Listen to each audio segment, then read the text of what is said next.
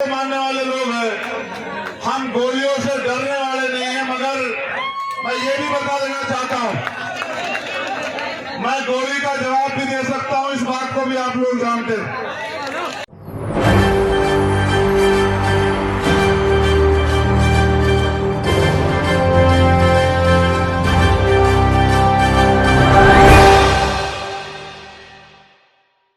नमस्कार, SPN9 news देख रहे हैं आप। आपके साथ मैं हूं मानसी जायसवाल।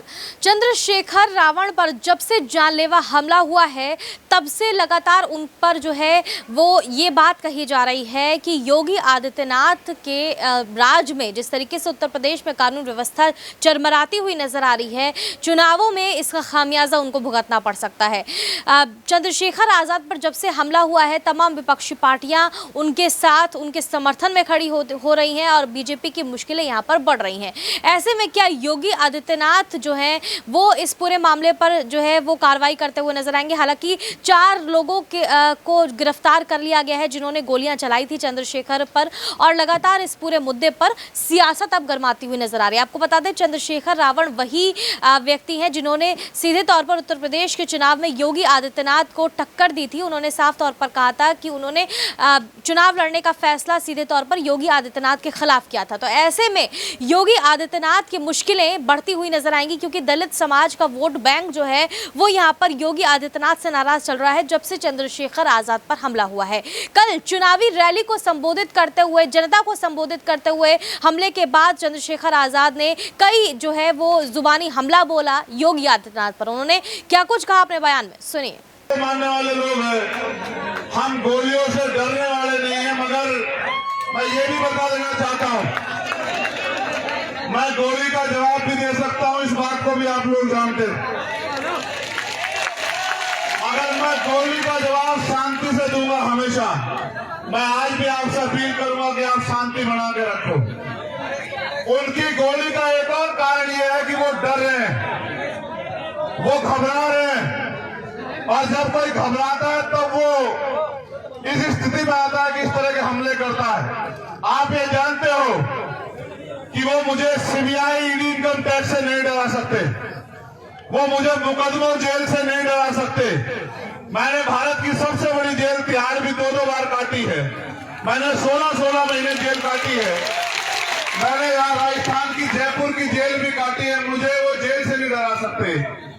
मैं उन नेताओं जैसा नहीं जिनके मुंह पे टेप लग जाए, इसलिए उन्हें लगा कि वो गोली से मेरा मुंह बंद कर देंगे। मैं आपको वचन देकर कहता हूं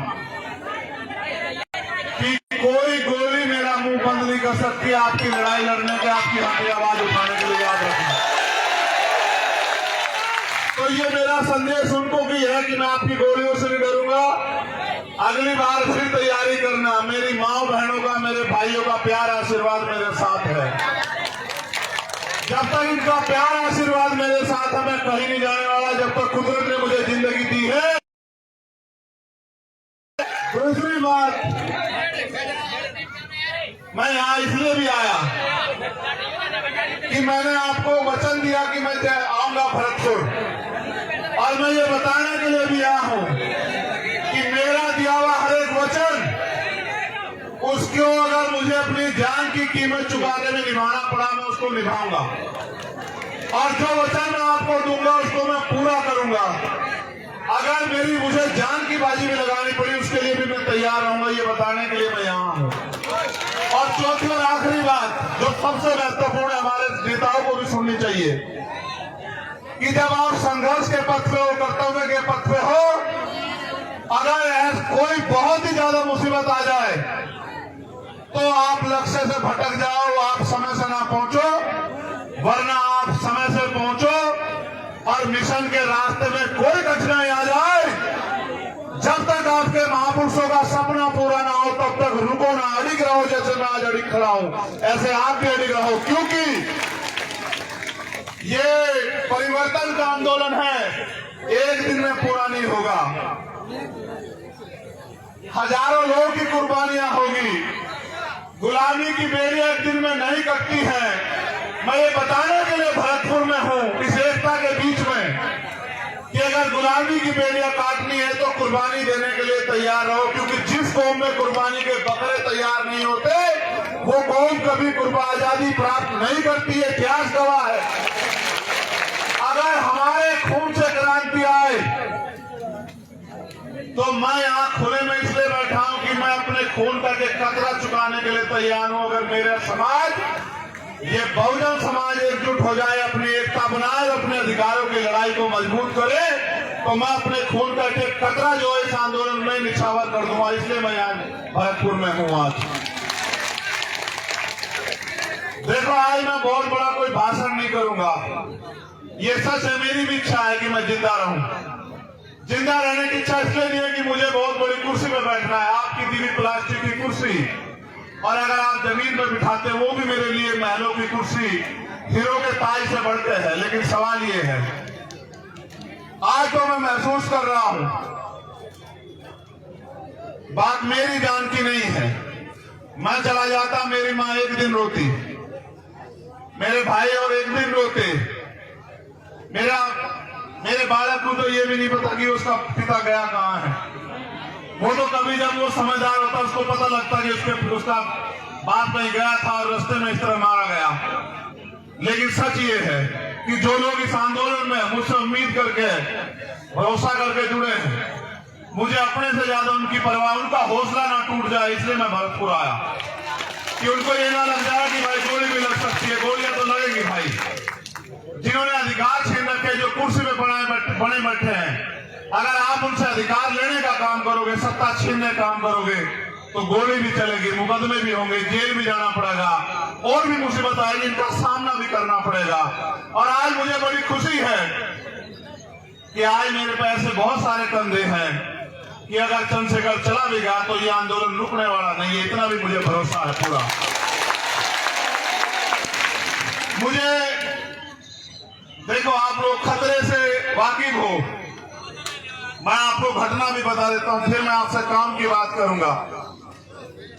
जब मेरा टेक्निकल मुआयना होने चला गया, मेरे कपड़े, जब मेरे कपड़े आएंगे तो आप देखना बनियान में और शरीर में कितनी जगह होती है। बोलने वाला तो कोई कुछ भी बोलता रहे, मैं सस्ती लोकप्रियता की राजनीति करता नहीं हूं, आप जानते हो इस बात को।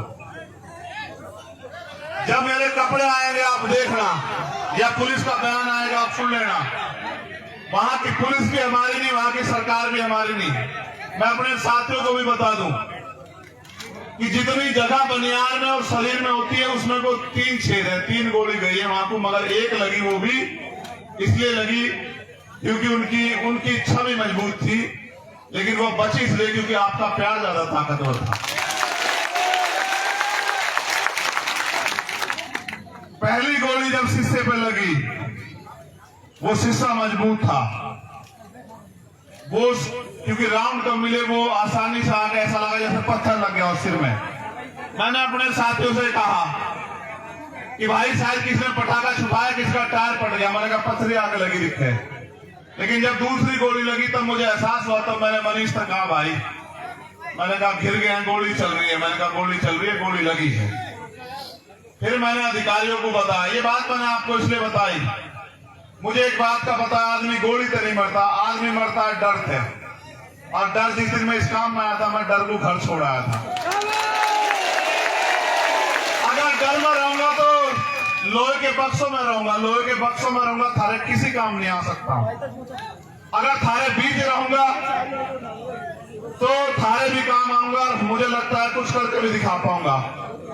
तो मुझे जैसे मेरी जान को खतरा है, पूरे भारत में भीम आर्मी आजाद समाज पार्टी के माध्यम से, और हमारे बहुजन पत्रकार भी, ये भी बात कहनी पड़ेगी, हमारे पत्रकार जो बहुजन समाज के हैं भाई, या जो ईमानदार पत्रकार हैं देश में, या जो ईमानदार से लड़ाई लड़ रहे हैं, भीम आर्मी आजाद समाज पार्टी के लोग, या किसान सभा के लोग, या हमारे जाट महासभा के लोग, या अन्य कोई बहुजन संगठन जो ईमानदार से लड़ाई लड़ रहे हैं, उन सबकी जान को खतरा है। आप मेरे लिए सुरक्षा की मांग कर रहे हो, मैं यहां भी सुन रहा था। कितने लोग इस सुरक्षा की मांग करोगे आप बताओ, और किस किस की सुरक्षा सुनिश्चित हो सकती है? इस सुरक्षा को सुनिश्चित करने का एकमात्र माध्यम है कि जो लोग सुरक्षा देने वाले हैं उनके हाथ आपके हो जाएं। जिनसे सुरक्षा मांग रहे हो उन कुर्सियों पे आप जाके बैठ जाओ। जिस दिन उन कुर्सियों पे आप बैठ जाओगे ना चंद्रशेखर आजाद को खतरा होगा और ना किसी आम आदमी को खतरा होगा। चाहे राजस्थान हो या उत्तर प्रदेश, भयमुक्त शासन आएगा, भयमुक्त। हर आम आदमी, चाहे वो किसान हो, कामगार हो, मजदूर हो, कोई बहन हो, कोई बिटिया हो, कोई बच्ची हो, कोई बुजुर्ग हो, जब ऐसे लोग कुर्सी में बैठेंगे जो सबकी सुरक्षा चाहते होंगे, जिनका लक्ष्य होगा कि हर कमजोर को बुनियादी सुविधाएं, अधिकार, स्वाभिमान सम्मान की जिंदगी मिले, इंसानियत बनी रहे, तब जाके व्यवस्था बदलेगी, वरना आप नहीं कर पाओगे इतने लोगों की सुरक्षा।